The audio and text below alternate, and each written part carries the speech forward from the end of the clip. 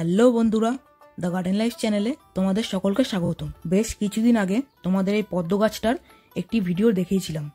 তো এখন পদ্ম গাছটা একটি ছোট কোটোর মধ্যে রয়েছে। পদ্ম গাছটা যেহেতু বেড়ে উঠছে, টিউবারটার শিকড়গুলোও ঠিক ততটাই বেড়ে উঠছে। সেই কারণে আমি এখন গাছটাকে একটি প্লাস্টিকের গামলার মধ্যে রিপোর্টিং করব বা বসাবো। চলো 2 মিনিটে তোমাদেরকে দেখাই টিউবারটা কিরকম ভাবে বসালে খুব তাড়াতাড়ি গাছটি বেড়ে উঠবে এবং খুব তাড়াতাড়ি গাছ থেকে তোমরা ফুল পাবে। প্রথমেই একটি বড় সাইজের গামলা নিয়ে নিয়েছি। প্লাস্টিকের গামলা একটু শক্ত দেখে নিয়ে নিয়েছি, কারণ গামলাটা ছাদ বাগানের মাঝখানে এবং ফুল সানলাইট যুক্ত জায়গায় থাকবে।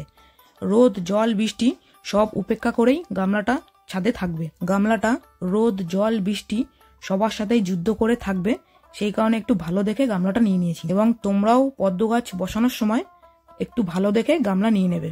পদ্ম গাছটাকে বা তোমরা টিউবারও বলতে পারো, টিউবারটা বসানোর সময় তোমাদের কিরকম ভাবে মাটিটা তৈরি করতে হবে।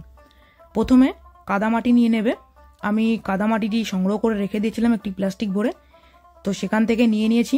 নেওয়ার পরে তার সাথে কিছু আমার নিজস্ব তৈরি জৈব সার, সবজির খোসা এবং গোবর সার পচিয়ে সেগুলোকে মাটিটার সঙ্গে মিশিয়ে দিলাম। ঠিকঠাকভাবে মাটিটার সঙ্গে মিশাতে পারিনি, যেহেতু ভিজা মাটি দলা পাকিয়ে রয়েছে, তো যতটা সম্ভব ততটাই মিশিয়ে দিয়েছি। তো তোমরাও ঠিক এইভাবে মাটিটার সঙ্গে মিশিয়ে দেবে। যেই জৈব সারটা মাটির সঙ্গে দিয়েছি সেই জৈব সারটার মধ্যে সিঙ্গেল সুপার ফসফেট রয়েছে এবং কিছুটা পটাশ রয়েছে। তার পাশাপাশি এনপিকে 10-26-26 রয়েছে এবং শিংকুচি, হাড়কুচিও রয়েছে। এরপরে তোমরা যেটা করবে, গামলাটাকে পুরো জল দিয়ে ভরে দেবে। তারপরে পদ্মর যেই টিউবারটা, সেই টিউবারের থেকে বেরিয়ে আসা শিকড়টা শুদ্ধ টিউবারটা মাটিতে পুঁতে দেবে। সপ্তাহখানিক পর তোমরা হাতে নাতে রেজাল্টটা পেয়ে যাবে। দেখো বন্ধুরা, এত বড় গামলায় ছোট ছোট পাতা।